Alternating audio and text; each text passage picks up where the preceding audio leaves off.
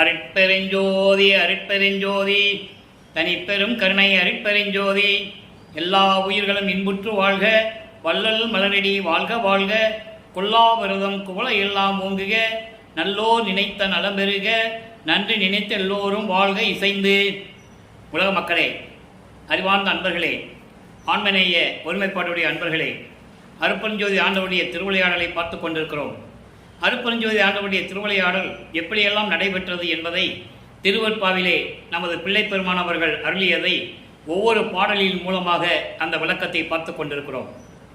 ஆதியும் அந்தமில்லா தோன்றிய இறைவன் அருட்பெருஞ்சோதி ஆண்டவர், சுயமாக தோன்றிய இறைவன், சாதியும் மதமும் சமயமும் பொய்யென ஆதியில் உரைத்த அருட்பெருஞ்சோதி என்று கூறுவார் நமது வள்ளல் பெருமானவர்கள்.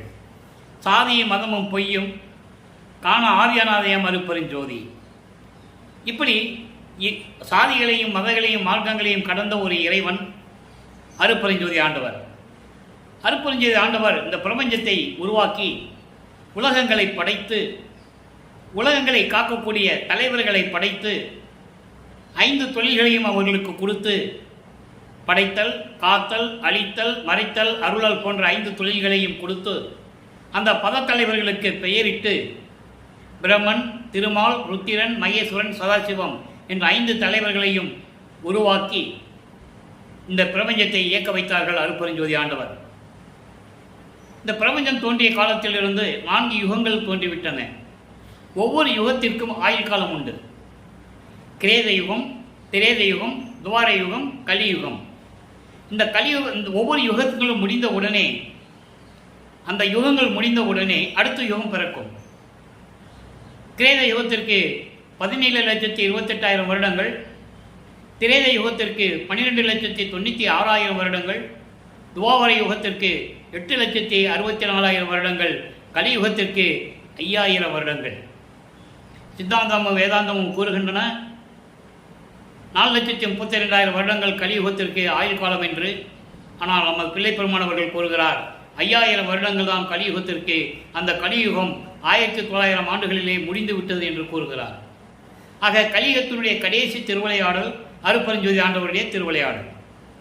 பிரபஞ்சம் தோன்றிய காலத்திலிருந்து எவ்வளவோ திருவிளையாடல்கள் அருட்பெருஞ்சோதி ஆண்டவர் செய்திருந்தால் கூட அது அந்தந்த சமயங்களை சேர்ந்தவர்கள், சைவ சமயத்தை சேர்ந்தவர்கள் சிவபெருமான் என்று சொன்னார்கள், வைஷ்ணவ சமயத்தை சேர்ந்தவர்கள் திருமால் என்று சொன்னார்கள், கௌபார சமயத்தை சேர்ந்தவர்கள் முருகன் என்று சொன்னார்கள், காணபத்தியத்தை சேர்ந்தவர்கள் விநாயகன் என்று சொன்னார்கள், சௌரம் சமயத்தை சேர்ந்தவர்கள் சூரியன் என்று சொன்னார்கள், சாகதம் அம்மனை சொன்னார்கள். இப்படி ஒவ்வொரு சமய தலைவர்களையும் உருவாக்கி அதற்கேற்றபடி ஆலயங்களை அமைத்து, வழிபாட்டு முறைகளை அமைத்து மக்களை வழிபட செய்து விட்டார்கள் இந்த சமயங்களையும் மதங்களையும் மார்க்கங்களையும் சேர்ந்தவர்கள். இப்போ இந்த யுகங்களுக்கு ஆயுள் காலம் முடிந்த உடனே ஒளியுகம் பிறந்து விட்டது. ஒளியுகம் இப்போ நம்ம இருக்கிறது ஒளியுகத்தில் இருந்து கொண்டிருக்கிறோம். இதை வல்லற்பமானவர்கள் சதுரயுகம் என்று கூறுவார், சத்தியுகம் என்று கூட கூறுவார். அப்போது இந்த மார்க்கங்களும் ஒளிந்து விட்டது, சமயங்களும் ஒளிந்து விட்டது, மதங்களும் ஒளிந்து விட்டது. அப்போது அதற்கேற்றபடி இந்த உலக மக்களுக்கென்று ஒரு மார்க்கம் வேண்டும். சமயங்களும் மதங்களும் மார்க்கங்களும் முடிவடைந்த காலகட்டங்களில், யுகங்களும் முடிவடைந்த காலகட்டங்களில் ஒளியுகம் பிறந்து சுத்த சன்மார்க்க காலம் தொடங்கி இந்த மக்களுக்கென்று ஒரு மார்க்கம் வேண்டும் என்பதற்காக, ஆன்மீக மார்க்கம் வேண்டும் என்பதற்காக சுத்த சன்மார்க்கத்தை அருட்பெருஞ்சோதி ஆண்டவர் நிறுவுகிறார். அருட்பெருஞ்சோதி ஆண்டவர் சுத்த சன்மார்க்கத்தை உருவாக்கி அதை மக்களிடம் பரப்ப வேண்டும், மக்களிடம் எல்லாம் சொல்ல வேண்டும், சுத்த சன்மார்க்கத்தின் நெறிகளை மக்கள் பின்பற்ற வேண்டும் என்பதற்காகவே தன் அருளால் பெற்றெடுத்த ஒரு ஆண்மகனை செல்வப்பிள்ளை என்று பெயரிட்டு வளர்த்து கொண்டிருக்கிறார். அந்த மகனை இந்த பூலோகத்திற்கு ஒரு தாயின் வழியாக வருவிக்க செய்தார். பிறந்தார்னு சொல்லக்கூடாது, அவதாரித்தார்னு சொல்லக்கூடாது. வருவிக்க உற்றவர். வருவிக்க உற்றவருக்கு பிறப்பு இறப்பு இல்லை, மரணம் இல்லை, ஒவ்வொரு யுகத்திலேயும் இருந்தவர். அப்படி வல்லப்பமான்கள் வருவிக்க உற்ற இடம் மருதூர் என்ற கிராமம் பக்கத்திலே, மருதூர் என்ற கிராமத்திலே, சிதம்பரம் அருகே உள்ள மருதூர் என்ற கிராமத்திலே சைவ குடும்பத்தில் ராமையா பிள்ளை சின்னையமர் அவர்களுடைய இல்லற வாழ்க்கையிலிருந்து அந்த தாயின் வழியாக நமது பிள்ளை பெருமானவர்கள் வருவிக்க உற்றார். 5/10/1823 வருவிக்க உற்றார். அதிலிருந்து 51 ஆண்டுகள் 30/1/1874 ஆண்டுகள் வரை இந்த 51 ஆண்டுகளில் அருட்பெருஞ்சாண்டவர் 8 ஆண்டுகளாக பிரித்து தன் மகனுக்கு அருளை கொடுத்து கொண்டிருக்கிறார். அதான் இறைவனுடைய திருவிளையாடல். அதை தான் நாம் திருவருட்பாவிலிருந்தே பார்த்து கொண்டிருக்கிறோம். சமயங்களும் மதங்களும் மார்க்கங்களும் சூழ்ந்திருந்த காலகட்டங்களில் வல்லப்பமானவர்கள் வருவிக்க உற்றதனால், குறிப்பாக சைவ சமயத்தில் இருந்த அந்த குடும்பத்தில் இருந்து வருவிக்க உற்றதனால் அவரும் சைவ நெறிகளை பின்பற்றி கொண்டு திருநீர் பூசிக்கொள்வதும் உத்தராட்சமணியை கழுத்தில் மாற்றிக்கொள்வதும் இப்படியெல்லாம் சைவ சமயங்களுடைய நெறிகளை பின்பற்றி கொண்டிருக்கிறார். அதை திருவருட்பாவிலே தெளிவாக நாம் பார்த்து கொண்டிருக்கிறோம். நிலைகள் மாறும்போது சுத்த சன்மார்க்கத்தை பெற்ற பிறகு இது தேவையில்லை என்று உலக மக்களுக்கு சொல்ல வேண்டும். சுத்த சன்மார்க்கம் தனி மார்க்கம், எதையும் சாராத மார்க்கம். இந்த பிரபஞ்சம் தோன்றிய காலத்திலிருந்தே மக்கள் பின்பற்றியதனால் இன்னும் அவர்களால் அந்த மதங்களையும் சமயங்களையும் மார்க்கங்களுடைய நெறிகளை விட முடியவில்லை. அதனால் அதை உலக மக்களுக்கு தெரிவிக்க வேண்டும் என்பதற்காகத்தான் வல்லப்பெருமான்கள் வருவிக்க உற்றார் என்பதை அருட்பெருஞ்சோதி அகவலிலே நாம் ஒரு பாடலிலே பார்க்கலாம். ஆன்ற சன்மார்க்கம் அணிபெற என்னைத்தான் ஈன்று அமுதளித்த இனிய நற்றாயை என்று சொல்லுவார். அகத்தை கருத்து புறத்தை வெளுத்திருந்த உலக அனைவரையும் சகத்தை திருத்தி சன்மார்க்கத்தை அடைவித்திட அவரும் இகத்தை பரத்தை பெற்று என்பது இந்த பூலோகத்தில் எல்லா இன்பங்களையும் பெற்று எல்லா அருள்களையும் பெற்றுக்கொண்டு நோயற்ற வாழ்வில் வாழ்ந்து மகிழ்வோடு வாழ வேண்டும் என்பதற்காகவே என்னை உகத்தே இறைவன் வருவிக்க உற்றேன். உகத்தே என்பது கலியுகத்தில், இந்த யுகத்தில் அவர் வருவிக்க விட்ட யுகம் கலியுகம். கலியுகம் 1900 ஆண்டுகளிலே முடிந்து விட்டது. அதை மக்களிடம் யாரும் சொல்லவில்லை. அதனால் மக்களுக்கு தெரியாது. இறைவனை சொல்லுகிறார், 1900 ஆண்டில் கலியுகம் முடிந்து விட்டது. இப்போ இந்த நிலையில் இருக்கும்போது வல்லப்பெருமானவர்கள் வருவிக்க உற்று 1ஆம் ஆண்டிலிருந்து 8 ஆண்டுகள் வரையிலும் இறைவனுடைய திருவிளையாடல் எப்படி நடந்தது? அதிலே குறிப்பாக சொல்ல வேண்டும் என்றால், ஒரு தாயின் கருவறையிலே இருக்கும்போது, கருவறை இருட்டாக இருக்கிறது என்று நினைக்கும் போது அருட்பெருஞ்சோதி ஆண்டவர் தன் மகனுக்கு கருவறையிலே வெளிச்சத்தை ஒளியை காட்டியது. பசியோடு இருக்கிறேனே, பசிக்கிறதே என் தந்தையை என்று கருவறையிலே இருந்து மகன் அழைக்கும் போது அருட்பெருஞ்சாண்டவர் கருவறையிலே சென்று அருளமுதம் ஊட்டியது. அதன் பிறகு கருவறையிலிருந்து காற்று வரவிலேயே உடம்பு ஒரு மாதிரி இருக்கிறது என்று அங்கே பிண்ட வடிவத்திலே இருந்த நமது குழந்தை இறைவன் பிள்ளை பெருமானவர்கள் சொல்லும்போது மகனுக்கு அமுத காற்று தென்றல் காற்று வீசியது. அதன் பிறகு தாயின் வயிற்றிலிருந்து வெளியே வந்த பிறகு 5 மாத கால இடைவெளியில் வருவிக்க உற்று 5 மாத கால இடைவெளியில் தில்லையிலே, அதாவது சிதம்பரத்திலே திரைதூக்க தரிசித்த போது வெய்வகை மேல் காட்டாதே எண்டனக்கே வெளியாய் காட்டிய மெய்வுறவா மெய்ப்பொருளே என்று கூறுவார். தன் மகனுக்கு வெளியாய் காட்டினார். அதான் சிதம்பர ரகசியம். இறைவனுடைய தன்மையை, வெளிப்படையான ஒரு உண்மையை தன் மகனுக்கு 5 மாத குழந்தையிலேயே அருட்பெருஞ்சாண்டவர் காட்டினார். இது 1ஆம் ஆண்டிலிருந்து 8 ஆண்டுகளுக்குள் நடந்த ஒரு திருவிளையாடல். அதன் பிறகு அவருக்கு மறைப்பு நிலை ஏற்படுகிறது. இதெல்லாம் எப்போ சொல்றாருன்னா, தாய் கருவறையில் இருக்கும்போது நடந்தது, சிதம்பரத்திலே வெட்ட வெளியாக பார்த்தது, சிதம்பர ரகசியத்தை பார்த்தது, இதெல்லாம் சுத்த சன்மார்க்கத்தை பெற்ற பிறகுதான் சொல்லுவார். அப்போதான் அவருக்கு மெஞ்ஞானம் கிடைக்கும். இப்போ அவர் மறைப்பு நிலையில் இருந்து கொண்டிருக்கும் போது 8 ஆண்டுகளுக்குள் அதன் பிரகாரம் அதுக்கப்புறம் பள்ளிக்கூடத்தில் போய் சேர்க்கிறாங்க. பாடசாலையிலே பாடம் கேட்க முடியவில்லை. மனம் இல்லை, மனம் ஒரு நிலையில் இல்லை. அவருக்கு யாரையும் ஆசிரியராக ஏற்றுக்கொள்ளவில்லை, யாரையும் குருவாக ஏற்றுக்கொள்ளவில்லை, யாரிடம் போய் தீட்சை வாங்கவில்லை. நல்லா புரிஞ்சுக்கணும். அப்போ இந்த 8 ஆண்டுகளுக்கும் இதே நிலை தொடர்ந்து கொண்டிருக்கிறது. 9ஆவது ஆண்டு தொடக்கத்தில், அதாவது 2வது 8இல் 9ஆவது ஆண்டு தொடக்கத்தில் இறைவன் அவர் முன் தோன்றி, மகனே, நீ என்னால் வருவிக்க உற்றவன், ஞானத்தை பெற்றுக்கொள், உனக்கு முன்பருவம் பின்பருவம் காட்டி அருள் செய்வேன் என்று கூறி மறைந்து விடுகிறார். மீது எதுவுமே அவருக்கு ஞாபகம் வராது. அப்போ சுத்த சன்மார்க்கம் இருக்கிறது தெரியாது. அருட்பெருஞ்சோதி ஆண்டவர் தான் இறைவன் அவருக்கு தெரியாது. சைவ சமயத்தை சேர்ந்த தலைவனாகிய சிவபெருமான் தான் இறைவன் என்று சொல்லிக் கொண்டிருக்கிறார். நமச்சிவாய, சிவாய நம, ஓம் சிவாய நம, சிவசிவா என்று பாடிக்கொண்டிருக்கிறார். அந்த நிலையிலிருந்து நாம் பார்க்க போகிறோம். நல்லா கவனிங்க.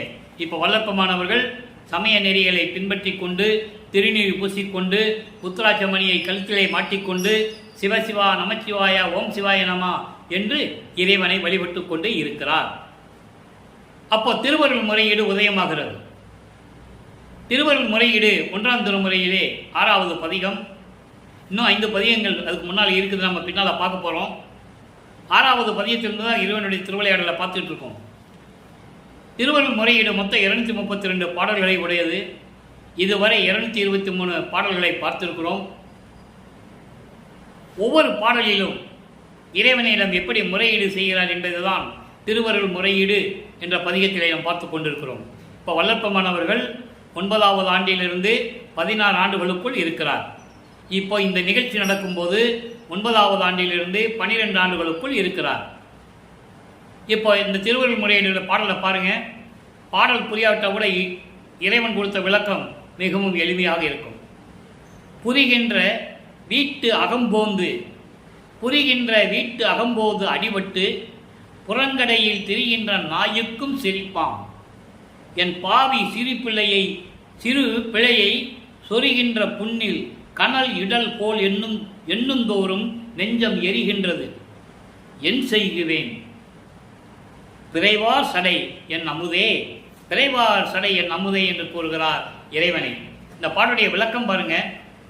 அதாவது திறந்த வீட்டுக்குள்ள நாய் போயிடுச்சுன்னா என்ன பண்ணுவாங்க? அடித்து துரத்துவாங்க. நல்லா புரிஞ்சுக்கணும். உலகையில் வீடு திறந்துருக்கு, நாய் உள்ளே போயிடுச்சுன்னா என்ன பண்ணுவாங்க? அடித்து துரத்துவாங்க. பழமொழி கூட உண்டு.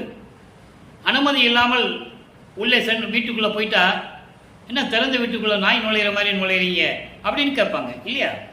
அந்த நிலையில் இருக்கும்போது திறந்த வீட்டுக்குள் உள்ளே நுழைந்து அடிபட்டு வெளியே சென்று தெருவில் சுற்றி திரிகின்ற நாய்க்கு கூட என்னை பார்த்தால் சிரிப்பு வரும்.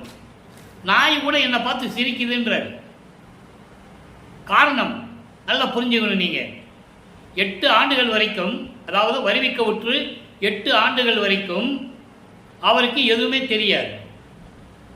9வது ஆண்டில் இறைவன் வருவிக்க உற்ற பிறகு இறைவனுடைய பிள்ளைன்னு தெரியும். வெளியே யார்த்தையும் சொல்லவும் முடியாது. ஆண்டாறு 3 ஆண்டிலே ஆட்கொண்ட அருள்கடலே என்று கூறுவார். ஆரோடு 3வது ஆண்டிலே என்னை ஆட்கொண்டு கருணை செய்த அருட்கடலே என்று கூறுவார். 9வது ஆண்டில் ஆட்கொண்ட பிறகு இறைவனுடைய மகன் தெரியும். வெளியே யாருக்கும் சொல்லவும் முடியாது. ஏளன பேச்சுகளையும் அவமானங்களையும் தாங்கிக் கொண்டிருக்கிறார் நமது குழந்தை இறைவன். அந்த நிலையில் இருக்கும்போது அவர் சொல்றாரு, என்னை பார்த்து நாய் கூட சிரிக்குது. திறந்த வீட்டுக்குள்ளே போய் அங்கே அடித்து தருத்துவாங்களா நாய், தெருவில் சுற்றுற நாய், அதை விட நான் கேவலமாக இருக்கிறேன். நாய் கூட என்னை பார்த்து சிரிக்குது. இந்த பாவம் செய்தவனின் செயலை பார்த்து நாய் சிரிக்குது. எப்படி? புண்ணு, சொறி புண்ணு வருது இல்லை, சிரங்குன்னு சொல்லுவாங்க. சிரங்குன்ற ஒரு நோய் வந்தால் சொரிஞ்சா புண்ணு என்ன ஆகும்? புண்ணு தான் ஆகும். சொரிஞ்சா சுகமாக இருக்கும், ஆனால் புண்ணு ஆகும். அந்த புண்ணிலே சூடு வைத்தா எப்படி இருக்கும்? அதுபோல என் மனம் துன்பப்படுகிறது. எடுத்துக்காட்டு அவமானப்படுத்தி சொல்லுகிறார்.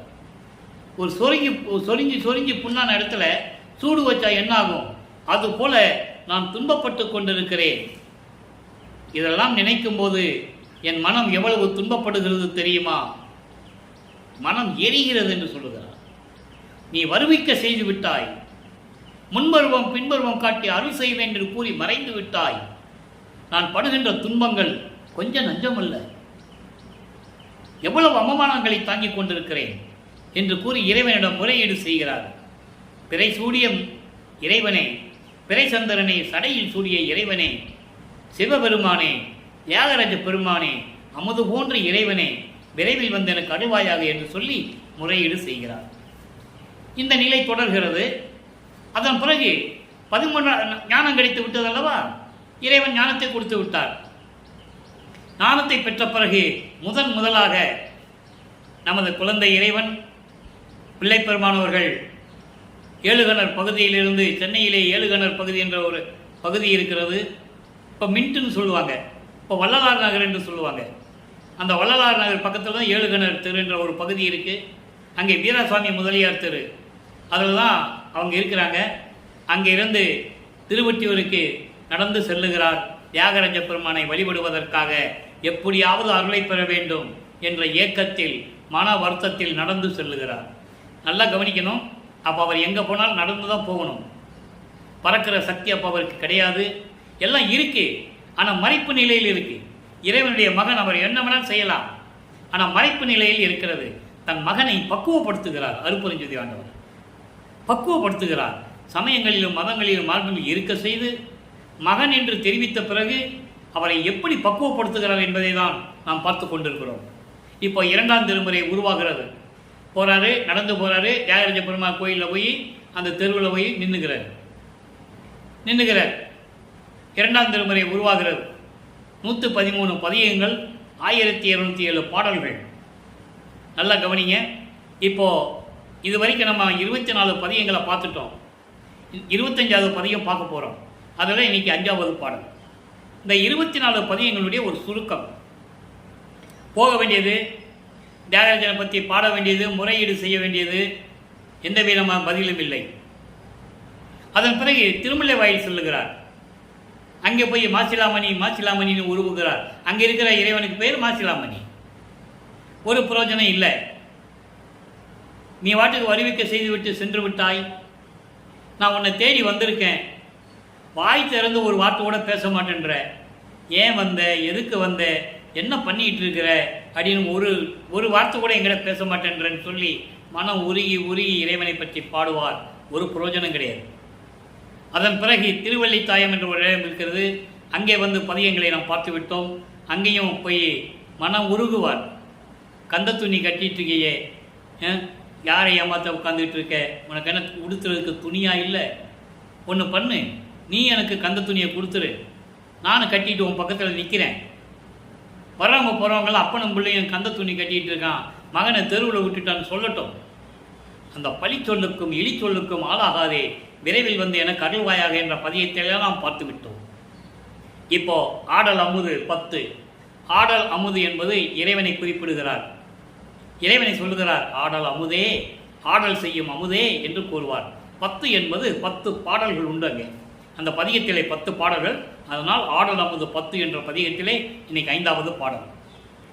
பாவி நெஞ்சம் என்பால் இராது, பாவி நெஞ்சம் என்பால் இராது ஓடி பாவையர் மயல் படிந்து உழைப்பதனால், பாவையர் மயல் படிந்து உழைப்பதனால் சேவியாத என் பிள்ளை பொறுத்து ஆளும் செய்கை நின்னதே.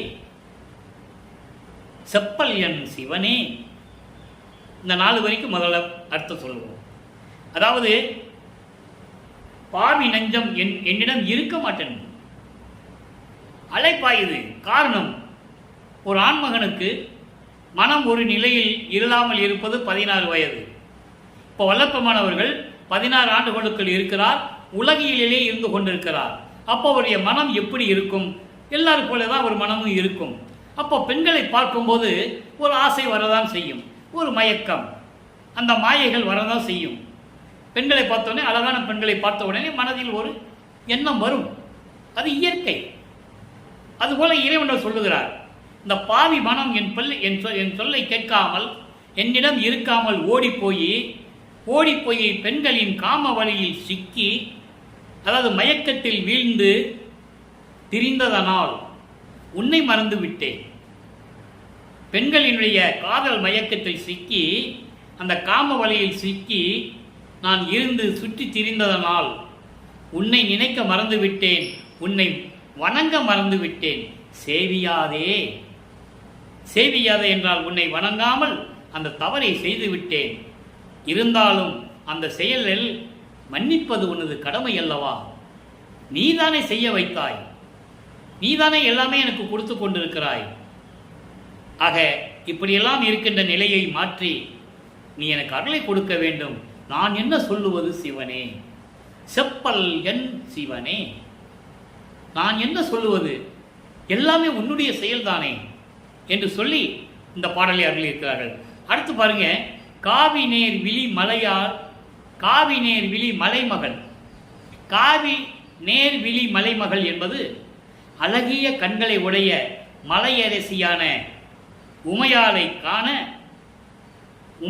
காண கடலில் நஞ்சுண்டு கண்ணன் ஆரியர்கள் ஆவி ஈந்து அருளிய ஒற்றியம் இறையே அம்பலத்தினில் நின்று ஆடல் செய்யும் அமுதே. அதாவது அழகான கண்களை உடைய என் அம்மை உமையால் பார்க்கும்படி அந்த அம்மையாலை அருகில் வைத்துக்கொண்டு கடலில் உண்டான விஷத்தை உண்டு. கடலில் உண்டான விஷம் என்பது அரக்கர்கள் தேவர்களை துன்புறுத்துகிறார்கள், தேவர்களை காப்பாற்ற வேண்டும். அப்போ அவங்களுக்கு அமுது கொடுக்க வேண்டும். அப்போது பார்க்கடலை கடைய வேண்டும். பாம்பை வைத்து பார்க்கடலை கடைகிறார்கள். அந்த பாம்பு ஒரு அரக்கன் தான். அந்த பாம்பு அமுது வரும்போது பாம்பு அந்த விஷத்தை அமுதுல கக்குது, உமிழ்கிறது. என்ன செய்வதென்று தெரியாமல் எல்லாருமே திகைத்துக் கொண்டிருக்கிறார்கள். அப்போ உமையால் காண அந்த அம்மா பார்க்கும்படி மகிழும்படி அந்த அமுதத்தை தான் உண்டு கழுத்தில் நிறுத்தி கொண்டார். இதனால் கண்ணன் என்பது திருமால், பிரம்மன், ருத்திரன், மகேஸ்வரன், சதாசிவம் போன்ற தலைவர்கள், அதற்கு அவர்களுக்கு அடுத்தபடியாக இருக்கின்ற தேவர்களுக்கு அடுத்தபடியாக இருக்கின்றவர்கள் சத்தர்கள், சக்திகள், அவர்களுக்கு அடுத்தபடியாக இருக்கின்ற நாக கூட்டத்தை சேர்ந்த தேவ கூட்டத்தை சேர்ந்த 18 கூட்ட தலைவர்கள், இப்படி எல்லாருமே உயிர் பிழைக்கும்படி ஆவி ஈந்து அவர்களுக்கு உயிரை கொடுத்து அருளிய திருவொற்றியூரில் இருக்கின்ற இறைவனே, என்னையும் காப்பாற்ற வேண்டாமா? நீ எனக்கு நீ அருள் செய்ய வேண்டாமா? அம்பலத்திலே அருள் நடனம் செய்து கொண்டிருக்கின்ற அமுது போன்ற இறைவனே, விரைவில் எனக்கு அருள்வாயாக என்று சொல்லி இந்த பாடலை நமக்கு அருளியிருக்கிறார்கள். ஆக வல்லப்பமானவர்கள் 16 ஆண்டுகள் வரைக்கும் இந்த நிலையில் இருந்து கொண்டிருக்கிறார். அடுத்து 3வது எட்டில் அடியெடுத்து வைக்கிறார். 24. 17வது ஆண்டிலிருந்து 24 ஆண்டுகளுக்குள், அந்த 8 ஆண்டுகளுக்குள் என்ன நடந்தது என்பதை 3ஆம் திருமுறையிலிருந்து பார்த்து கொண்டிருக்கிறோம். 3ஆம் திருமுறை மொத்தம் 19 பதிகங்களை கொண்டது. இதுவரை 18 பதிகங்களுடைய விளக்கங்களை பார்த்துவிட்டோம். 19வது பதிகத்தில் இன்றைக்கு கடைசி பாடல் சிவபெருமான் தியாகராஜ பெருமான் தெருவழியாக ஓடுவதும், இவர் பின்னாலேயே ஓடிப்போய் அவரை பிடிக்க செல்லுவதும், ஓட்டத்தை பிடிக்க முடியாமல் மனம் வருந்துவதையும் நாம் பார்த்து கொண்டிருக்கிறோம். ஏன் ஓடுறாரு, இவர்கிட்ட ஏன் சிக்காம ஓடுறாரு அப்படின்றத இன்னொரு பாடலில் சொல்லுவார். அந்த விளக்கத்தை நம்ம பின்னால் பார்க்க போகிறோம். இருந்தாலும் அதனுடைய சுருக்கத்தை சொல்லிடுறேன். ஏன் ஓடுற எங்கள் அப்பா ஐயனே பெருமானைன்னு சொல்லி பின்னால் ஓடும்போது அவர் திரும்பி பார்க்காமையே பதில் சொல்லிட்டு போவார். இன்னும் ஆண்டுகள் இருக்கிறது மகனே, இப்போ உன் கையில் நான் சிக்க மாட்டேன். இப்போ நான் சிக்கினா உனக்கு அடிமையாகிடுவேன். நான் இன்னும் ஆண்டுகள் இருக்கிறது, இன்னும் 27 ஆண்டுகள் இருக்கிறது. 51 ஆண்டுகள் திருவிளையாடல 24 ஆண்டுகள் தான் முடிஞ்சிருக்கு. இன்னும் 27 ஆண்டுகள் இருக்கு. அதை விளக்கத்தை நம்ம பின்னால் பார்க்க போகிறோம். இப்போ தெருவழியாக ஓடுறாரு, மகனை பார்த்து பயந்து ஓடுறாரு. அதை பார்க்க போகிறோம். இதுக்கு முன்னால் 18 பதிகங்களுடைய விளக்கத்தினுடைய ஒரு சுருக்கம். இப்போ 2ஆம் திருமுறை வரைக்கும், அதாவது 16 ஆண்டுகள் வரைக்கும் இறைவனிடந்து எந்த விதமான பதில் இல்லை. இறைவன் அவர்கிட்ட பேசுனது இல்லை.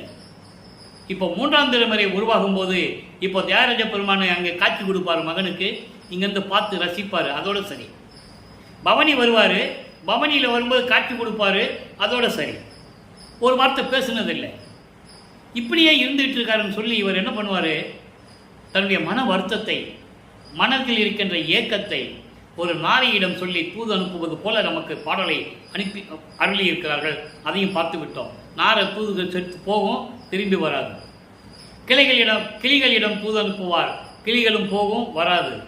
அதன் பிறகு உலகியலிலே கஷ்டம் வந்தால் என்ன பண்ணுவாங்க, குடும்பத்தில் ஒரு கஷ்டம் வருது, உடனே குறி பார்க்க போவாங்க, ஜோசியம் பார்க்க போவாங்க. அதே போல் இவரும் சென்று கொண்டிருக்கிறார். எந்த விதமான பலனும் இல்லை. அதன் பிறகு அங்கே இருக்கின்ற மக்கள் எல்லாம் இவரை ஏளனமாக பேசுவார்கள். இத்தனை ஆண்டுகள் இங்கே வந்து காத்து கிடக்கிறையே, நீ எப்படி இவனை போய் அருளை வாங்குவ? அவனே சாப்பாடுக்கு இல்லாமல் தெருவா பிச்சை எடுத்துக்கிட்டு இருக்கான், இருக்க இடையில சுடுகாட்டில் படுத்துக்கிட்டு இருக்கான். அவனை நம்பி நீ வந்திருக்கியே, எப்படி நீ அருளை வாங்குவேன்னு சொல்லி பொதுமக்கள், ஊர் மக்கள் எல்லாமே சொல்கிற மாதிரி ஒரு பதியங்களை எல்லாம் நாம் பார்த்து விட்டோம். அதை தன்னை தலைவியாகவும் இறைவனை தலைவனாகவும் வர்ணனை செய்து, உள்ளத்தை தோழியாக வர்ணனை செய்து அந்த பாடல்களை அருளியிருப்பார்கள். அந்த பாடல்களெல்லாம் பார்த்துட்டோம். அதுக்கு இவர் பதில் சொல்லுவார். அவன் வீடு இல்லாமல் சுடுகாட்டில் படுத்திருந்தாலும் சரி, திங்கிறதுக்கு சோறு இல்லாமல் பிச்சை எடுத்தாலும் சரி, உடுக்க துணி இல்லாமல் கந்த துணி கட்டிக்கிட்டு இருந்தாலும் சரி, அதான் திருவள்ளித்தாயம். புரியுது உங்களுக்கு? அங்கே கந்த துணியை கட்டிக்கிட்டவன் இருந்தாலும் சரி, கழுத்தில் பாம்பு அணிந்திருந்தாலும் சரி, மண்டை ஓடுகளை மாலையாக போட்டுட்டு இருந்தாலும் சரி, அவன் மீது கொண்டுள்ள காதலை நான் விடமாட்டேன், கனவுல கூட விடமாட்டேன்னு சொல்லுவார். அந்த பதியங்களெல்லாம் நம்ம பார்த்துட்டோம். அவ்வளவு காதல் கொண்டுள்ளேன் இறைவன் மேல், அவன் என்ன செய்தாலும் சரி அவனுடைய அருளை பெறாமல் நான் விடவே மாட்டேன் என்று கூறுவார். இக்கடைசியாக இந்த காதல் மாட்சி பதியத்திலே இறைவன் எப்படி திருவழியாக ஓடுகிறார் என்பதை பார்க்க போகிறோம். இன்னைக்கு கடைசி பாடல் 3ஆம் திருமுறை இதோடு முடிவடைகிறது. நல்லா கவனிக்கணும் நீங்கள். அப்போ முடிவடைந்தால் கூட இன்னும் 48வது ஆண்டில் இருக்கின்ற திருவிளையாடலை சொல்லும்போது இதனுடைய விளக்கங்கள்லாம் சுருக்கமாக சொல்ல வேண்டியிருக்கும். அப்போ பார்த்துக்கலாம். மடையார், மடை நீர் மடைன்னு சொல்லுவாங்க. வயக்காலில் தண்ணி போகும், மடகட்டன்னு சொல்லுவாங்கள்ல, அந்த மடை. மடை ஆர் வாளை வயல் ஒற்றி வள்ளல் பவனிதனை காண அடையா மகிழ்வனோடும் வந்தால் அம்மா, ஐயோன்னு ஆச்சரியப்படுறார். அம்மா, நமது விடயம் படையால் கவர்ந்து நம்மை திரும்பி பாராது ஓடுகின்றார். நாம் உடையாது ஓடினாலும் அவர் ஓட்டம் பிடிக்க ஒண்ணாதே. இது பாடல். இப்போ இந்த பாடலுடைய விளக்கம் பாருங்க. அதாவது நீர்நிலைகள் நிறைந்த, செழிப்பான வயல்கள் நிறைந்த அந்த நீர் மடைகளில் மீன்கள் துள்ளி விளையாடுகின்றன. அப்படிப்பட்ட ஒரு அழகான எழில் மிகுந்த திருவொற்றியூரில் இருக்கின்ற இறைவனுடைய பவனியை நான் காதலோடு, அளவில்லாத அன்போடு நான் காண வந்தால் அவர் எனது விடயங்களை பறித்து கொண்டு, நல்லா கவனிக்கணும், விடயங்களை படையால் கவர்ந்து, படைன சூழாயுதம், படையால் கவர்ந்து கொண்டு நம்மை திரும்பி பார்க்காது ஓடுகிறார்.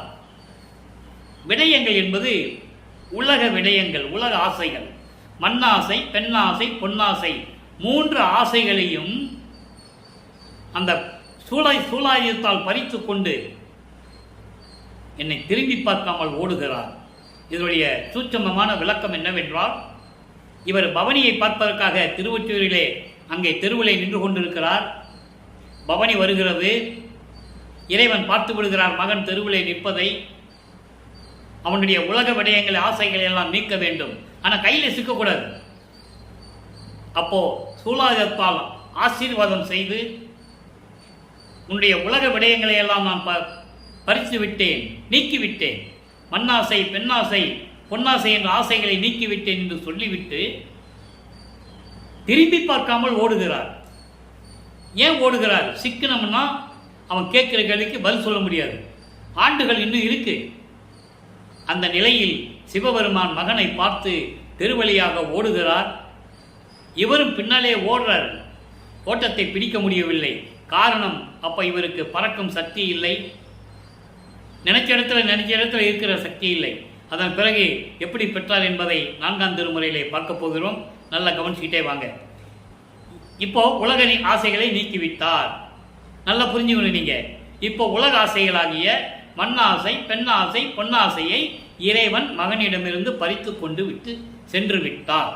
அப்போ உலக விடயங்களை நீக்கிவிட்டார் வள்ளல் பெருமானவர்கள். இது 3ஆம் திருமுறை வரைக்கும் நிலவுகிறது. 24 ஆண்டுகள் வரைக்கும் இதுதான் நடந்தது.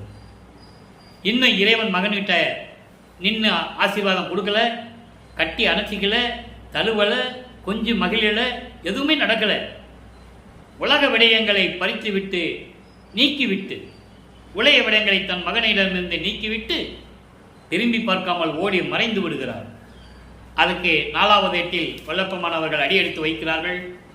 அப்போ 4வது எட்டு என்னும்போது 4 8 32 4ஆம் திருமுறை உருவாகிறது. 4ஆம் திருமுறையிலே பிரசாத மாலையும் பத்தி மாலையும் தவிர எல்லா பாடல்களையும் பார்த்து விட்டோம். அந்த பாடல்களின் சுருக்கம்: அன்பு மாலை 31 பாடல்கள், அருட்பிரகாச மாலை 100 பாடல்கள், ஆனந்த மாலை 10 பாடல்கள், சௌந்தரிய மாலை 10 பாடல்கள், அபராத மன்னிப்பு மாலை 10 பாடல்கள், இப்படி அதிசய மாலை 10 பாடல்கள், இதையெல்லாம் நாம் பார்த்து விட்டோம். அதனுடைய சுருக்கம். இப்போ இறைவன்கிட்டேருந்து இறைவன் இவரை பார்த்து உலக விடயங்களை எல்லாம் நீக்கிட்டு ஓடி போயிட்டார். இவர் பின்னால் ஓடினார், ஓட்டத்தை பிடிக்க முடியல. அது வரைக்கும் அந்த சக்தி அப்போதான் அவருக்கு கிடைக்குது. இப்போ 4ஆம் திருமுறை வந்தவுடனே 25வது ஆண்டிலிருந்து 25வது ஆண்டிலிருந்து 32 ஆண்டுகளுக்குள் அந்த 8 ஆண்டுகளில் இறைவனுடைய திருவிளையாடல் எப்படியெல்லாம் நடந்தது. இவர் என்ன பண்றாரு, மனம் வெறுத்து போய், மனம் கலங்கி, ஒரு பிரயோஜனம் இல்லை இது வரைக்கும், இனிமேல் நம்ம எங்கேயும் போகக்கூடாது அப்படின்னு சொல்லி மனம் நொந்து ஒரே இடத்தில் சென்னையில் அவர் இருந்த வீட்டிலே இருக்கிறார், எங்கேயும் போகக்கூடாதுன்னு. அப்போ மனம் கலங்குகிறார். தருநிதிய குருயற்ற சஞ்சலிக்கு மனதால் தளர்ந்த போதெல்லாம் இந்த சிறியனின் மனம் தளர்வை எல்லாம் நீக்கி, நல்லா கவனிக்கணும், இருநிதிய திருமகளிர் என்னை வணங்கி. இருநிதிய திருமகளிர் யாரு? செல்வத்துக்கு அதிபதி லட்சுமி, கல்விக்கு அதிபதி சரஸ்வதி. இவங்க 2 பேரும் இவரை வணங்கி இசைந்து ஒன்னாய் வந்து வணங்கி வந்தனமப்பா என்று இசைத்து வந்தனமப்பா என்று சொல்லி பெருநிதி வாய்த்திட என் முன் பாடி ஆடி பெற்றி அளித்தனை இப்பேதையன் தனக்கே என்று சொல்லுவார். இவர் மனசு சஞ்சலப்பட்டு உட்கார்ந்துட்டு இருக்கும்போது அருட்பெருஞ்சோதி ஆண்டவர் இப்போதான் அவருக்கு எல்லாமே தெரியும், சுத்த சன்மார்க்கம் இருக்கிறது தெரியும், சமயங்களையும் மதங்களையும் மார்க்கங்கள் நெறிகளை விடணும், உலக பற்றை விடணும், இனிமே தான் எல்லாம் நடக்கும். அப்போ அவர் லட்சுமி சரஸ்வதி அனுப்பி, எனது மகன் சஞ்சலத்தோடு இருந்து கொண்டிருக்கிறான், அவன்களை நீங்கள் 2 பேர் போய் வணங்கி, பாடல் இருக்கிறது யாரும் மறுக்க முடியாது, மக்களுக்கு யாருக்கும் சொல்லலை, அதனால யாருக்கும் தெரியாது, யாருக்கும் தெரியாது, பாடலில் இருக்கு, அன்பு மாலையில் இருக்கு. அப்போ இந்த நிலையில் வரும்போது அவங்க 2 பேரும் இறைவனுடைய கட்டளையை ஏற்றுக்கொண்டு நமது வல்லற்பமானிடம் வந்து வணங்கி வந்தனம் அப்பா என்று சொல்லி வணங்கி அவர் முன் பாடி ஆடி மகிழ்விக்கிறார்கள். அதன் பிறகு இவர் மனம் சாந்தமடைகிறது. அதுக்கப்புறம் இவர் அப்பாவை கூப்பிடுவார், வருவார். அப்பா, இதெல்லாம் எனக்கு தேவையில்லை, உன்னுடைய நிதி, ஒரு நிதி, அருள் நிதி இருந்தால் போதும், உயர் பொதுவில் நடமாடும் இன்ப நடம்புரியும் பரம்பொருளே என்று கூறுவார். இந்த நிலைகளெல்லாம் நடக்குது. மகனை சாந்தப்படுத்துகிறார்கள். லட்சுமியும் சரஸ்வதியும் நமது பிள்ளை பெருமானவர்களை வல்லற்பமானவர்களை வணங்குகிறார்கள், சாந்தப்படுத்துகிறார்கள். 6ஆம் திருமுறையிலையும் சொல்லுவாரே, திருமடந்தையர் இருவர் என்னை நோக்கி ஆட என் சிறுமையெல்லாம் நீக்கினாய் என்று சொல்லுவார். அப்போ இந்த நிலைகள் எல்லாம் நடந்து கொண்டிருக்கும் போது 27வது ஆண்டில் இவர் மனம் சாந்தமடைகிறார். அதன் பிறகு 27வது ஆண்டில் திருமணம் நடக்கணும். உலகியலிலே சொல்லுவாங்க, நீ அக்கா பொண்ணாதான்ப்பா கல்யாணம் பண்ணணும், நீ கல்யாணம் பண்ணாதான் நீ சரிப்பட்டு வருவ, இல்லை நீ என்ன ஊராக சுற்றிக்கிட்டு இருக்க, ஒரு பொறுப்பு இல்லை, உலகியலில் சொல்ல தானே செய்வாங்க. இவர் நான் இறைவனுடைய பிள்ளைன்னு சொல்ல முடியுமா? சொல்லலை, சொல்ல முடியாது. அவருக்கு இல்லற வாழ்க்கைக்கு அதுக்கு வரைக்கும் சம்பந்தமே இல்லை. அப்போ இந்த நிலையில் இருக்கும்போது திருமணம் முடியாதுன்னு சொல்கிறாரு. உடனே ஒரு சிவனடியார்கிட்ட கூட்டு போகிறாங்க. அது ஏற்கனவே அப்பனும் பிள்ளையும் பேசிக்கிட்டது. என்கிட்ட கூட்டு வருவாங்க, நான் பார்த்துக்கிறேன், நான் சொல்கிறேன், நீ தாலி கட்டிக்கோ, அவ்வளோதான். அவர் பேர் ராமலிங்கம் தான். அந்த சிவனடியார் பேர் ராமலிங்கம் என்று சொல்லுவார்கள். அவர் வேறு யாரும் இல்லை, அருட்பெருஞ்சோதி ஆண்டவர். அருட்பெருஞ்சோதி ஆண்டவர் கிட்ட போய் இவங்க கேட்குறாங்க, என் பையன் கல்யாணம் பண்ண மாட்டேன்றான், நீங்கள் எப்படியாவது சமாதானப்படுத்துங்க அவனு சொல்கிறாங்க. அவர் சொல்கிறாரு, இவர் சரின்றார். இதுதான், இது உலகியல் நடந்தது. மற்றவங்களுக்கு இது தெரியாது இல்லையா? மற்றவங்களுக்கு இது இறைவனுடைய திருவிளையாடல் தெரியாது. ஆனால் இவர் சொல்கிறார் இது திருவிளையாடல் சொல்லி பாட்டில் நமக்கு ஆதாரங்கள் இருக்குது, யாரும் அதை மறுக்க முடியாது. பாடல்கள் இருக்குது, அதுக்கான விளக்கங்கள்லாம் நம்ம கொடுத்துருக்கோம். இப்போது இந்த நிலை வரும்போது திருமண மண்டபத்திலே, திருமணம் நடக்கிற இடத்திலே பிரம்மன், திருமால், ருத்திரனெல்லாம் உட்கார்ந்துருக்காங்க வாழ்த்துவதற்கு. இவர் பார்க்குறாரு, பாட்டு இருக்குது, அருட்பரச மாலையிலே 95வது பாடலில் இருக்குது. மனப்போது வீற்றிருந்தான் மாலையன் மற்றவர், அப்போ என் தந்தையும் தாயும் வரவில்லை என்று என் மனம் எப்படி வருந்தியது தெரியுமா என்று கூறுவார். இதே நிலையை இன்னொரு இடத்தில் கூறுவார் இறைவனிடம், சுந்தரனுக்கு மட்டும் 2 கல்யாணம் பண்ணி வச்ச, என் கல்யாணத்துக்கு நீ வரன்னு சொல்லு, நான் எத்தனை கல்யாணம் வேணாலும் பண்ணுவேன்னு சொல்லுவார். தன் தந்தையிடம் கோவிப்பார். அந்த நிலையிலெல்லாம் இருக்கும்போது அங்கே எல்லாம் உட்கார்ந்துட்டு இருக்காங்க மலர் தூவி வாழ்த்துவதற்கு.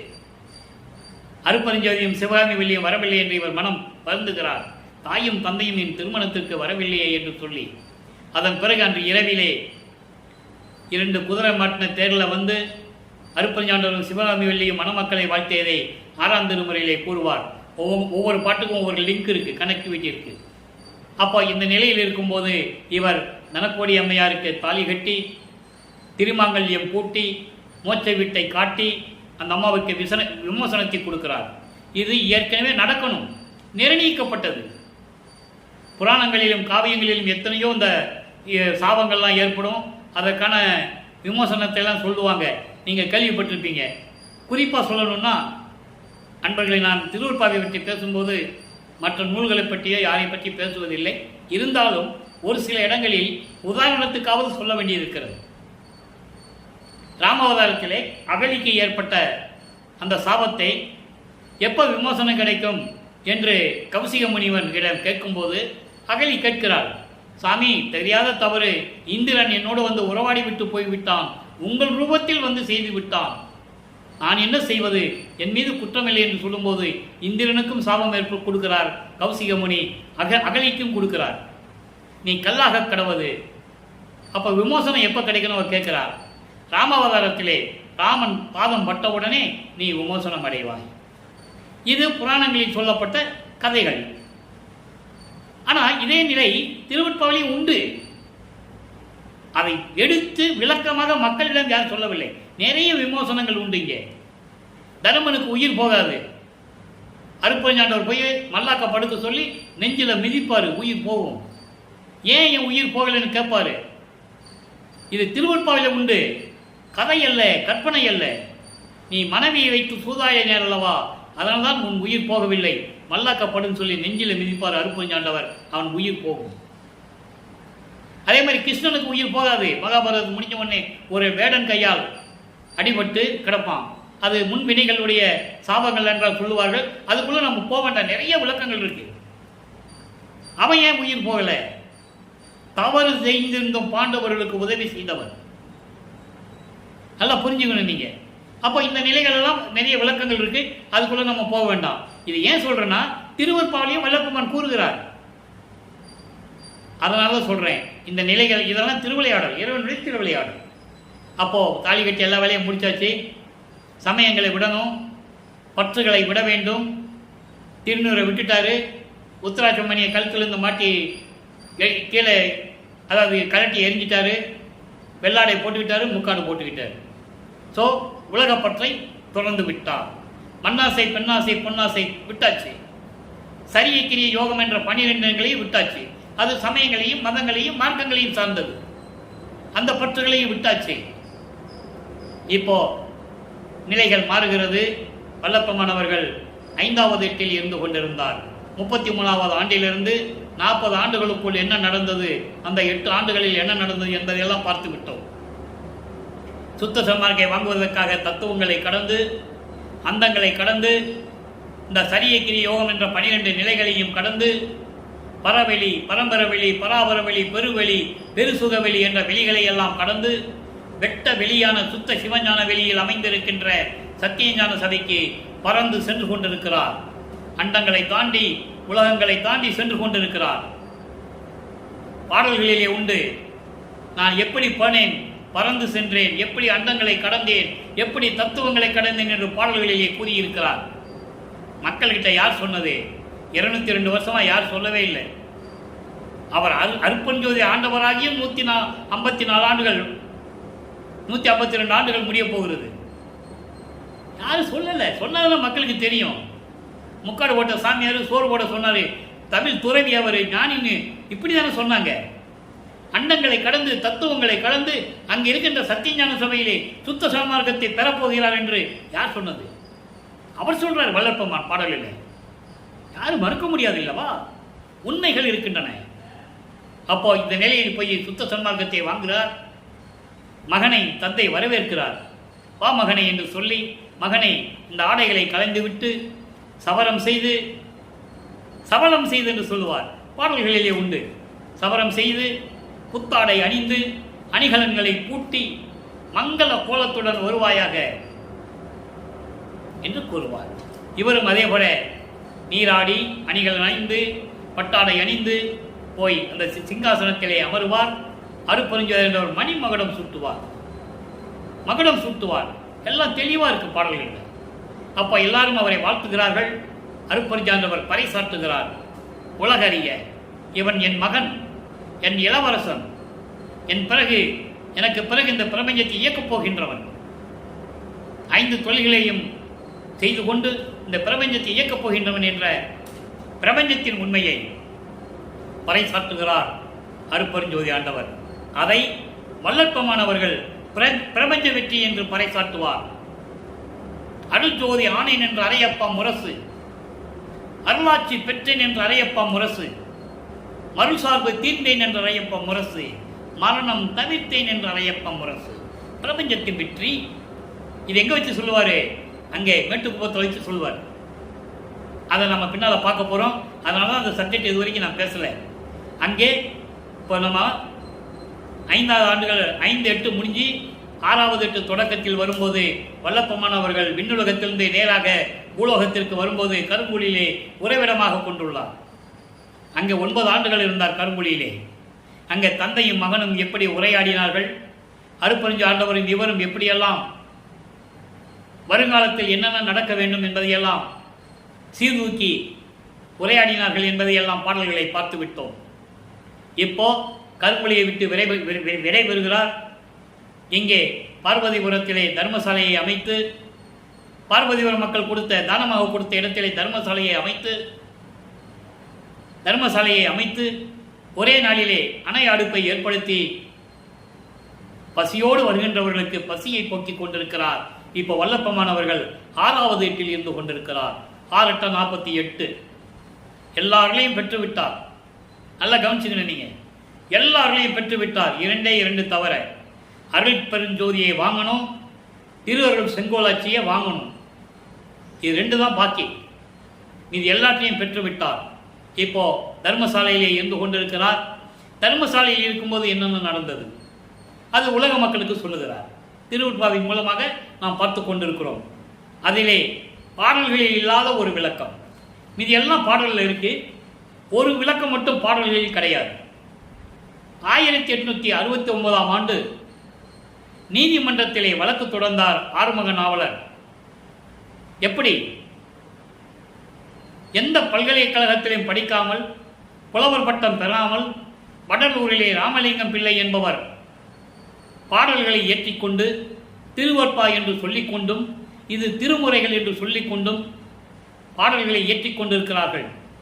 அவர் மதங்களையும் மார்க்கங்களையும் சமயங்களையும் ஜாதிகளையும் சாடுகின்றார். எங்கள் மனநிலையை குலைக்கின்றார். நாங்கள் மனம் கலங்கி இருக்கிறோம். இந்த நிலையில் இருக்கும்போது இதை மறுப்பா என்று அறிவிக்க வேண்டும் என்ற நிலையில் வழக்கு தொடர்ந்தார். உண்மைதானே?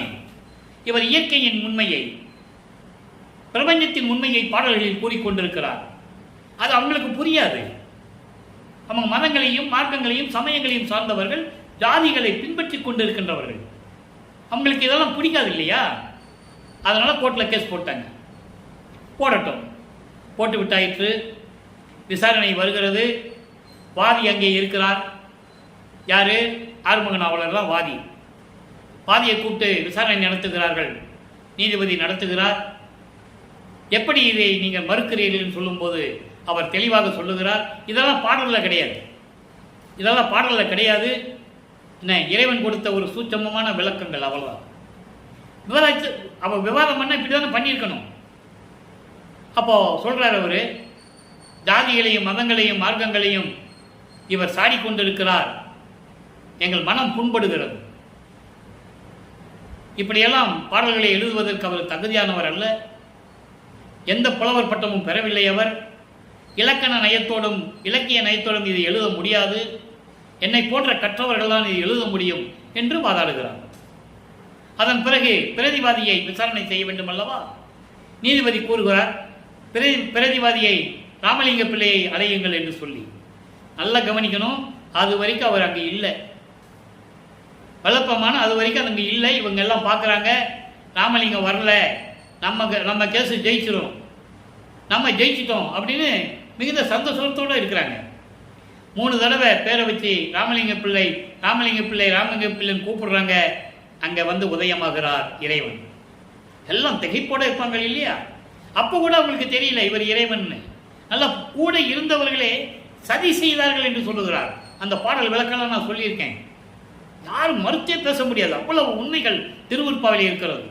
என்னை சுற்றி இருந்தவர்கள் என்னை சதி செய்தார்கள் என்று சொல்லுகிறார். இந்த நிலையில் இருக்கும்போது அந்த வாதம் நடக்கிறது, விசாரணை நடக்கிறது. இறைவனிடம் அவர் நீதிபதி பார்த்த உடனே இவர் காட்சி கொடுக்கிறார். அப்படிதான் சொல்லியிருக்கணும் மக்கள்கிட்ட. பரமசிவன் கோர்ட்டுக்கு வந்ததை சொன்னார்கள், சரியா? காஞ்சி காமாட்சி அம்மன் கோர்ட்டில் வந்தது சொன்னாங்க, சரி. சமயபுரம் மாரியம்மா வந்து கோர்ட்டில் சாட்சி சொன்னாங்கன்னு சொன்னாங்க, உண்மை, சரி, எல்லாம் சரிதான். இவர் காட்சி கொடுத்தாருன்னு யார் சொன்னது? நல்லா புரிஞ்சுக்கணும் நீங்க. இவர் நீதிபதிக்கு காட்சி கொடுக்கிறார். நீதிபதி எந்திரிச்சு நிற்கிறார். அப்போ அவர் உணர்வார், எப்படி இவர் தவறாக எழுதியிருக்க முடியும்? நீதிபதி எந்திரிச்சு நின்ன உடனே எல்லாரும் எந்திரிச்சு நிற்கிறாங்க. ஆனால் மக்கள்கிட்ட என்ன சொன்னாங்க? உலகியல்ல இவர் போனாரு, எல்லாம் எந்திரிச்சு நின்னாங்க. நீதிபதி இவங்ககிட்ட கேட்டாரு, ஏன்பா எந்திரிச்சு நின்னீங்கன்னு கேட்டாரு. பெரியவர் வராரு, எந்திரிச்சு நின்னு சொன்னாங்க, அதனால வழக்கு தள்ளுபடி ஆயிடுச்சு. இப்படிதானே சொன்னாங்க. இப்படிதான் நீங்க கேள்விப்பட்டிருப்பீங்க. அப்படி அல்ல. எந்த ஒரு வழக்கும் வக்காலத்து வாங்கி, அதாவது எஃப்ஐஆரை போட்டு வழக்கு தொடர்ந்து விசாரணைக்கு அனுப்பிட்டாங்கன்னா அந்த வழக்கு எல்லாரும் எந்திரிச்சு நின்னா தள்ளுபடி ஆகாது. விசாரணை பண்ணணும், நீதிபதி விசாரணை பண்ணணும், விசாரிக்கணும். அப்போதான் அது என்னன்னு தெரியும். அந்த நிலையில் நீதிபதி திருவருட்பாவை மறுப்பா என்று அறிவிக்க முடியாது. திருவருட்பாதான் மக்களுக்கு ஏற்றது, இறைவன் அருளால் எழுதப்பட்டது என்பதை நான் உணர்கிறேன் என்று சொல்லி தீர்ப்பளிக்கிறார். அதை பெற்றுக்கொண்டு தர்மசாலைக்கு வெற்றிகரமாக நமது இறைவன் வந்துவிட்டார். இங்கே உத்தரஞான சிதம்பர மாலை உருவானது. உத்தரஞான சிதம்பர மாலை அவ்வளோ அருமையான பாடல்கள் எல்லாம் பார்த்து விட்டோம். அது ஏன் பாடினாருன்னா, இங்கே தான் சபையை அமைக்க போகிறேன், இங்கே தான் சத்தியஞானம் வரப்போகுது என்பதை சூட்சமமாக சொல்லியிருப்பார். அந்த விளக்கத்தையெல்லாம் நான் கூறிவிட்டேன். அதன் பிறகு எல்லாம் நான் கூறவில்லை, இறைவன் கொடுத்த விளக்கம். பாடல்களில் இருக்கின்ற விளக்கத்தை, இறைவன் கொடுத்த விளக்கத்தை உங்களுக்கு நான் கூறிவிட்டேன், அவ்வளவுதான். அது இறைவனுடைய தயவாலயம் கருணையாலயம் பெற்ற விளக்கம். சொல்லுவாரு உத்தரஞான சிதம்பரம் மலையில, ஒத்தாரையும் இழிவாரையும் நேர்முக கண்டு தெளிவா சொல்லுவார்.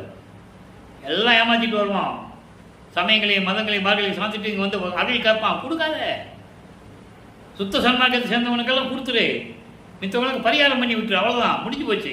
பாட்டில் இருக்கே. அதாவது என்ன சொல்றாங்கன்னா வல்லப்பமானவர்கள், நீ சமயங்களிலும் மதங்களிலும் மார்க்கங்களில் இரு, அது உன்னுடைய சுதந்திரம். நான் அது இல்லைன்னு சொல்றேன், நீங்க அதை பின்பற்றி கொண்டிருக்கிறீர்கள், இருந்துக்கங்க, அதனால எனக்கு பிரச்சனை இல்லை. நான் சொல்றபடி கேட்டால் வாங்க, இல்லைன்னு வெளியே போங்கன்னு சொல்லுவார். அந்த பாடல் விளக்கத்தெல்லாம் முந்தா நாள் பார்த்தோம். புறக்கடையில் போமீன் என்று சொல்லுவார். பொய் என்று நான் உரைப்பது உங்களுக்கு நீ எண்ணுவீர், ஆனால் புறைக்கடையில் போகுமின் என்று சொல்லுவார். வெளியே போங்கன்னு சொல்லிடுவார். அப்படியே சொல்லுவாருங்க. அதாவது சொல்றாரு, அந்த சுதந்திரத்தை சொல்றாரு, மனிதனுடைய சுதந்திரம், தனி மனிதனுடைய சுதந்திரத்தை பறிக்கக்கூடாதுன்னு சொல்லுவார். நீ இருந்துக்கோ, நீ சமயங்களிலும் மதங்களிலும் மார்க்கங்களில் இருந்துட்டு நீ என்னென்ன தலைவர்களை பற்றி சொல்றியோ சொல்லிக்கோ. ஆனால் சுத்த சன்மார்க்கத்தில் இருந்து கொண்டு அருப்பெருஞ்சோதி என்ற இறைவனுடைய மகாமந்திரத்தை சொன்னால், அருப்பெருஞ்சோதி அருப்பெருஞ்சோதி தனிப்பெருங்கண்ணை அருப்பெருஞ்சோதி என்ற மகாமந்திரத்தை சொன்னால், சமயங்களிலும் மதங்களிலும் மார்களில் குறிப்பிட்ட அந்த குறியீடுகளை நீ அணியக்கூடாது. குறியீடுகள் என்பது சமயங்களுடைய சைவ சமயத்தின் குறியீடு திருநீர் பூசுவது, உத்தராட்சமலை போட்டுக்கிறது. வைஷ்ணவ சமயத்தினுடைய குறியீடு நாமம் போட்டுக்கிறது.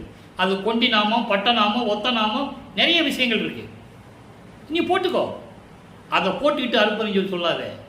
அருப்பறிஞ்சோதி சொன்னால் வெறும் அருப்பறி மட்டும் சொல்லணும். அதான் சுத்த சன்மார்க்கத்தினுடைய முக்கிய நெறி என்று கூறுகிறார். அது சுத்த சன்மார்க்க நெறி கொடுக்கும்போது இந்த விளக்கங்கள் அவங்களுக்கு வரும்.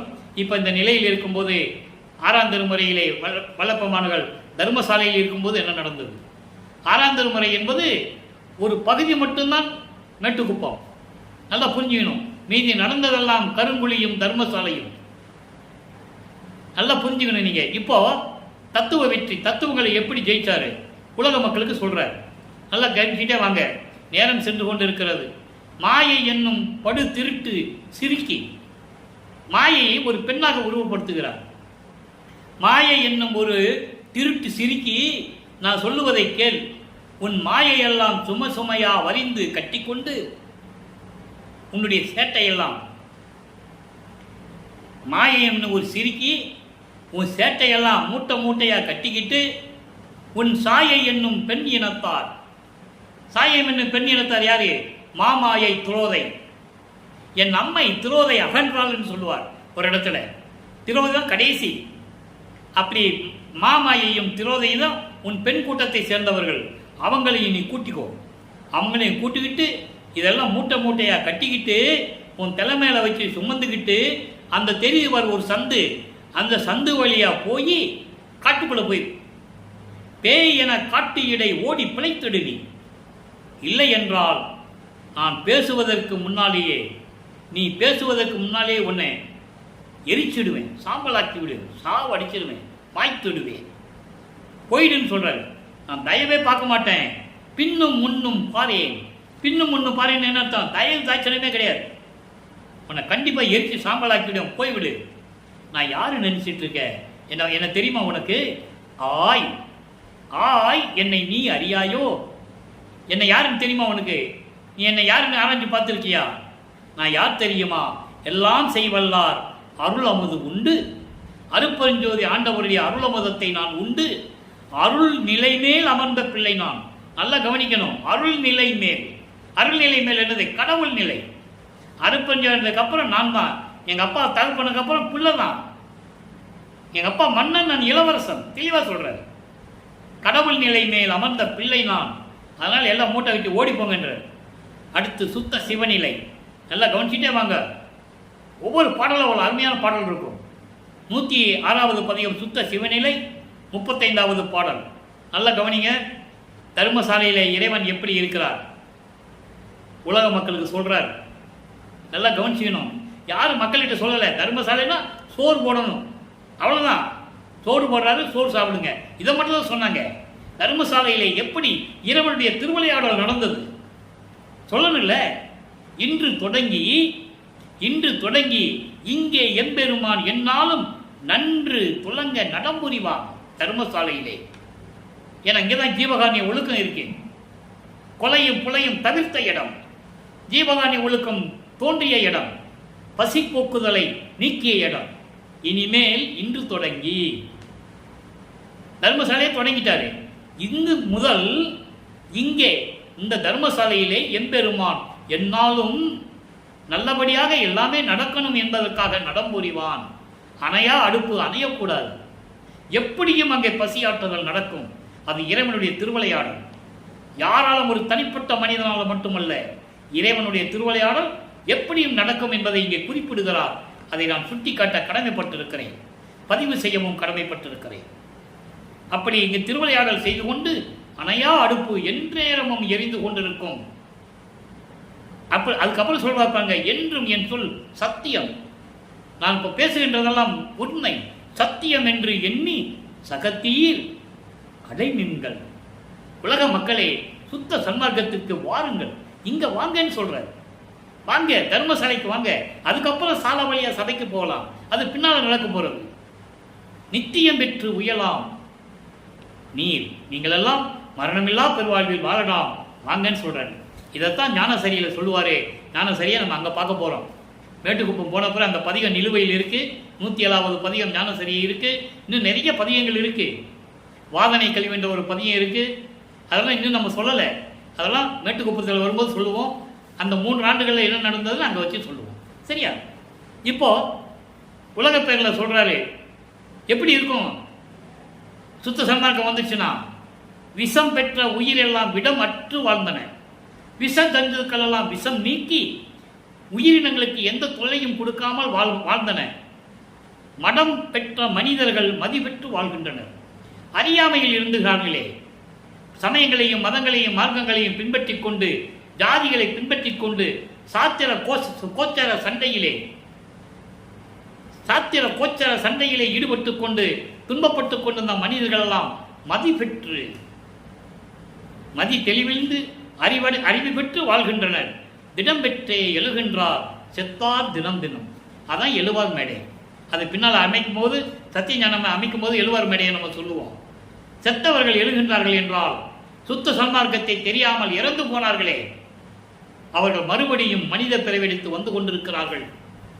அதை அகவலிலே சொல்லுவார், செத்தவர்கள் எழுக என்று செப்பி எழுப்பிடவும். இறந்தவர்கள் சொல்லுவாரே, செத்தவர்கள் என்பது சுத்த சன்மார்க்கத்தை தெரியாமல் இறந்து போனவர்கள். இறந்தவர்கள் என்பது சுத்த சன்மார்க்கத்தை தெரிந்தும் பின்பற்றாமல் இறந்து போனவர்கள். இதை விளக்கங்களை நம்ம அகவல் விளக்கத்திலே நான் கொடுத்துருக்கேன். ஒவ்வொரு பாடல் விளக்கும் போதும் நான் இறைவன் கொடுத்த விளக்கத்தை மக்களுக்கு கொடுத்துருக்கேன். அப்போ தினம் தினமும் மனித பிறவெடுத்து வந்து கொண்டிருக்கிறார்கள். நடம் பெற்ற அருப்பெருஞ்சோதியார் நன்னவே. தர்மசாலைக்கு அருப்பெருஞ்சாண்டவர் வந்த பிறகு இந்த நிலைகள் எல்லாம் நடந்து கொண்டிருக்கிறது. நல்லா புரிஞ்சுக்கணும். ஏன் இங்கே சொல்கிறாருன்னா, இனிமேல் சத்தியஞான சபையை நான் கட்ட போகிறேன், அருப்பெருஞ்சாண்டவர் இங்கே தான் இருப்பார்.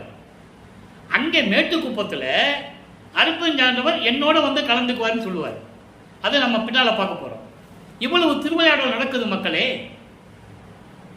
அடுத்து பாருங்க, தனித்திருளங்கள்ல ஒரு பாடல்.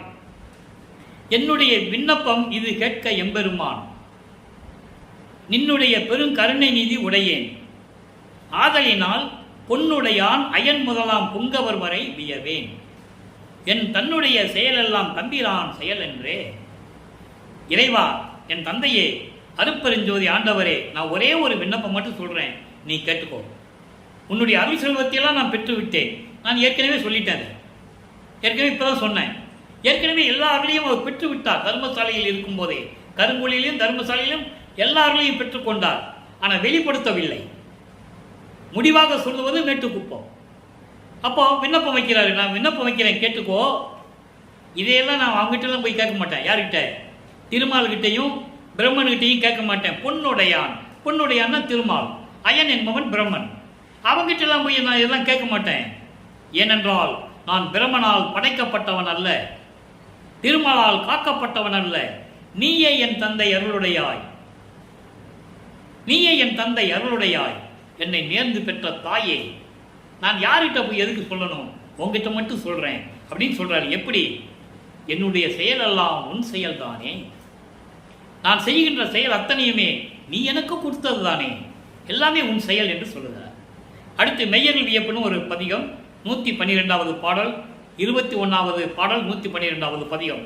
நல்லா கவனிச்சுட்டே வாங்க. இதில் எவ்வளவோ சூட்சமமான விளக்கங்கள் இருக்கு. இருளும் ஒளியும் வந்த வகையை எண்ணியே. இங்கே இருளும் ஒளியும் சொல்றாரு இல்லையா? இருள் என்னன்னா இருட்டு, ஒளின்னா வெளிச்சம். சூரியன் உதயமாகிறது, இருட்டு வர்றது, இந்த வகையெல்லாம் எப்படி வந்ததுன்னு நான் நினைச்சு இரவும் பகலும் மயங்கினேன்னு சொல்றாரு. இது ஒரு விளக்கம், இது நூல் விளக்கம். இருளும் ஒளியும் என்பது இந்த பிரபஞ்சம் தோன்றிய காலத்திலிருந்தே சமயங்களும் மதங்களும் மார்க்கங்களும் ஜாதிகளும் தோன்றினவே. அதன் பிறகு அருப்பெருஞ்சோதி ஆண்டவர் ஒளி கிடைத்தது.